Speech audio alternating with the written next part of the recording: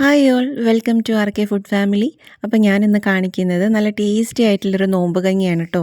നമ്മൾ തറാവിയൊക്കെ കഴിഞ്ഞിരിക്കുന്ന സമയത്ത് കുടിക്കാൻ പറ്റിയിട്ടുള്ള നല്ലൊരു കഞ്ഞിയാണ്. കോഴിക്കഞ്ഞിയാണ് ഞാൻ ഉണ്ടാക്കാൻ വേണ്ടി പോകുന്നത്. അപ്പോൾ എങ്ങനെയാണെന്ന് നോക്കാം. അതിന് വേണ്ടിയിട്ട് ഞാനൊരു കുക്കർ എടുത്ത് വെച്ചിട്ടുണ്ട്. അതിലേക്ക് ഒരു 2 ടേബിൾ സ്പൂൺ വെളിച്ചെണ്ണയാണ് ഒഴിച്ചു കൊടുക്കുന്നത്. ഇതിലേക്ക് ഞാൻ ഒരു ഉള്ളി കട്ടാക്കിയതും ഒരു 1/4 ഭാഗം ക്യാരറ്റ് കട്ടാക്കിയതും 2 അല്ലി വെളുത്തുള്ളിയും ചെറിയൊരു പീസ് ഇഞ്ചി അരിഞ്ഞതും ഒരു പച്ചമുളകും കുറച്ച് കറിവേപ്പില എടുത്തിട്ടുണ്ട്. ഇതൊന്ന് കുക്കറിലേക്ക് ഇട്ട് കൊടുക്കുന്നുണ്ട്. പിന്നെ ഇത് ഞാൻ വളരെ കുറച്ച് ക്വാണ്ടിറ്റിയിലാണ് ഉണ്ടാക്കുന്നത്. അതുകൊണ്ടാണ് പച്ചമുളകൊക്കെ ഒരെണ്ണം നിങ്ങളുടെ എരിവിനനുസരിച്ച് നിങ്ങൾ മാറ്റം വരുത്താട്ടോ. ഇനി ഇത് ജസ്റ്റ് ഒന്ന് വഴറ്റി കൊടുക്കുക. ഒന്ന് ട്രാൻസ്പെറൻ്റായി വന്നാൽ മാത്രം മതി. ഒരുപാട് വഴണ്ട് അങ്ങനെയൊന്നും വേണ്ട കേട്ടോ. ഇനി നമുക്ക് ഇതിലേക്ക് കുറച്ച് പൊടികൾ ചേർത്ത് കൊടുക്കാം കേട്ടോ. ഞാൻ 1/2 ടീസ്പൂൺ മല്ലിപ്പൊടിയും അതുപോലെ തന്നെ 1/2 ടീസ്പൂൺ പെരിഞ്ജീരകത്തിൻ്റെ പൊടിയും വലിയ ജീരകത്തിൻ്റെ പൊടിയും 1/4 ടീസ്പൂൺ ഗരം മസാലയും ഒരു 1/4 ടീസ്പൂൺ ഉലുവയും കൂടെ എടുത്തിട്ടുണ്ട്. അതൊന്ന് ഇതിലേക്ക് ഇട്ട് കൊടുക്കുന്നുണ്ട്. ഇതെല്ലാം കൂടെ ഒന്ന് നന്നായിട്ടൊന്ന് മിക്സ് ചെയ്യുക. പച്ചമണം മാറാം അങ്ങനെയൊന്നും വേണ്ട കേട്ടോ. ജസ്റ്റ് ഒന്ന് മിക്സ് ചെയ്ത് കൊടുത്താൽ വേണ്ടി മാത്രം മതി. പിന്നെ നമ്മൾ ഇതിലേക്ക് കുരുമുളകും കൂടെ ചേർക്കുന്നുണ്ട് കേട്ടോ. അപ്പോൾ അതിനനുസരിച്ച് പച്ചമുളകിൻ്റെ അളവിലൊക്കെ മാറ്റം വരുത്താം കേട്ടോ. ഇനി നമുക്ക് ഇതിലേക്ക് വേണ്ടത് അരിയാണ്. ഞാൻ പൊടിയരിയും ജീരകശാല അരിയും കൂടെ, അതായത് കൈമ റൈസും കൂടെ ഒരുമിച്ച് എടുത്തിട്ടുള്ളതാണ്. രണ്ടും കൂടെ ഞാൻ 1/2 കപ്പാണ് എടുത്തിട്ടുള്ളത്. അപ്പം ഇത് ഞാൻ കഴുകി നല്ല വൃത്തിയായി കഴുകിയിട്ട് ഊറ്റി വെച്ചിട്ടുള്ള അരിയാണ്. നമുക്കിനി ഇത് കുക്കറിലേക്ക് ഇട്ട് കൊടുക്കാം. അപ്പം ഞാൻ വളരെ കുറച്ച് ക്വാണ്ടിറ്റിയാണ് ഉണ്ടാക്കുന്നത്, അതുകൊണ്ടാണ് ഇത്ര എടുത്തിട്ടുള്ളത്. ഇനി ചിക്കൻ വേണം. ഞാനിത് നമ്മൾ ചിക്കനൊക്കെ വാങ്ങിക്കുമ്പോൾ പൊട്ടും പൊടിയൊക്കെ ഉണ്ടാവില്ലേ, അതാണ് ഞാൻ എടുത്തിട്ടുള്ളത്. അതിൻ്റെ കൂടെ ഞാനൊരു കാലും കൂടെ എടുത്തിട്ടുണ്ട്. നിങ്ങൾക്ക് വേണമെങ്കിൽ ബ്രസ്റ്റ് പീസ് വേണമെങ്കിലും എടുക്കാം കേട്ടോ. ഞാനിപ്പോൾ ബോണോട് കൂടിയിട്ടാണ് എടുത്തിട്ടുള്ളത്. ഇതെല്ലാം ഞാൻ കുക്കറിലേക്ക് ഇട്ട് കൊടുത്തിട്ടുണ്ട്. ജസ്റ്റ് ഒന്ന് മിക്സാക്കി കൊടുക്കാം. അതിന് ശേഷം ഇതിലേക്ക് വെള്ളം ഒഴിച്ചു കൊടുക്കുക. കഞ്ഞിയാകുമ്പോൾ അത്യാവശ്യം നല്ലപോലെ വെള്ളം വേണമല്ലോ, അതുകൊണ്ട് നല്ലപോലെ വെള്ളം ഒഴിച്ചെടുക്കാം. ഞാനിപ്പോൾ ചൂടുവെള്ളമാണ് ഒഴിച്ചു കൊടുത്തിട്ടുള്ളത്. പച്ചവെള്ളമായാലും കുഴപ്പമൊന്നുമില്ല കേട്ടോ.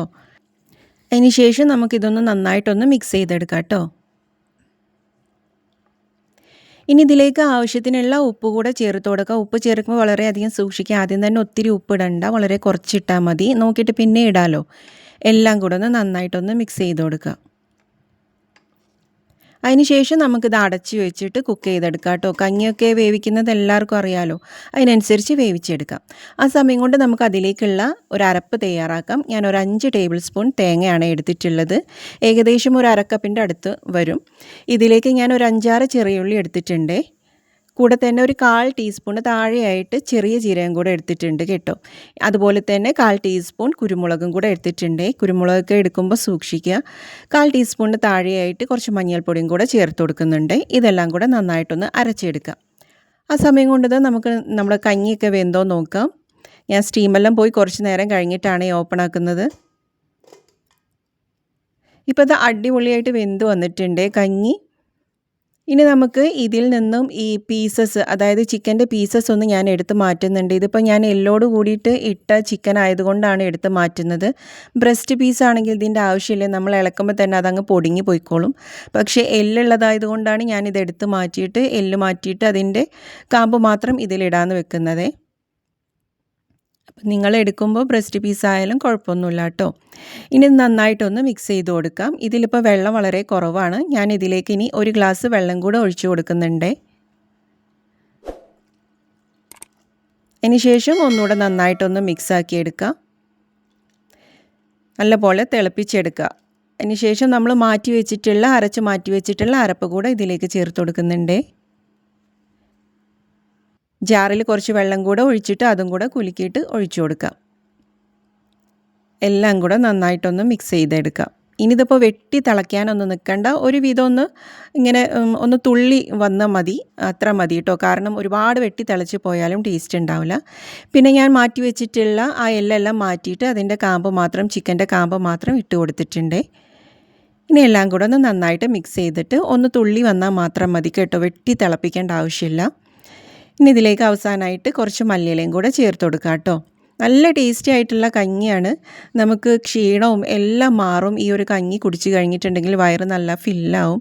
തറാവിയൊക്കെ കഴിഞ്ഞ് ക്ഷീണമായിട്ട് ഇരിക്കുമ്പം നല്ല കുടിക്കാൻ പറ്റിയിട്ടുള്ള അടിപൊളി കഞ്ഞിയാണ്. ഇനി നമുക്കിതിലേക്ക് വറവിട്ടെടുക്കാം. അതിന് വേണ്ടിയിട്ട് ഞാനൊരു പാനിലേക്ക് 2 ടേബിൾ സ്പൂൺ വെളിച്ചെണ്ണ ഒഴിക്കുന്നുണ്ട്. ഈ വെളിച്ചെണ്ണയ്ക്ക് പകരം നെയ്യാണ് കേട്ടോ ഉപയോഗിക്കേണ്ടത്. പക്ഷേ നെയ്യ് ഇഷ്ടമുള്ളവർക്ക് അങ്ങനെ യൂസ് ആക്കാം. ഞാനിപ്പോൾ വെളിച്ചെണ്ണയാണ് ഉപയോഗിച്ചത്. അതിലേക്ക് കുറച്ച് ചെറിയ ഉള്ളിയും കൂടി ഇട്ട് മൂപ്പിച്ചെടുക്കാം.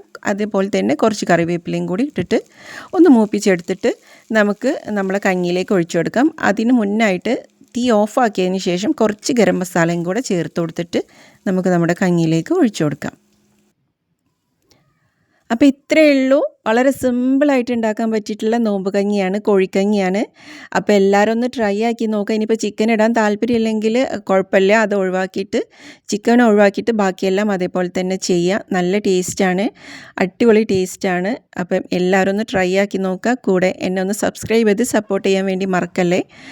ഫാമിലിക്കും ഫ്രണ്ട്സിനും എല്ലാവർക്കും ഒന്ന് ഷെയർ ചെയ്ത് കൊടുക്കുക.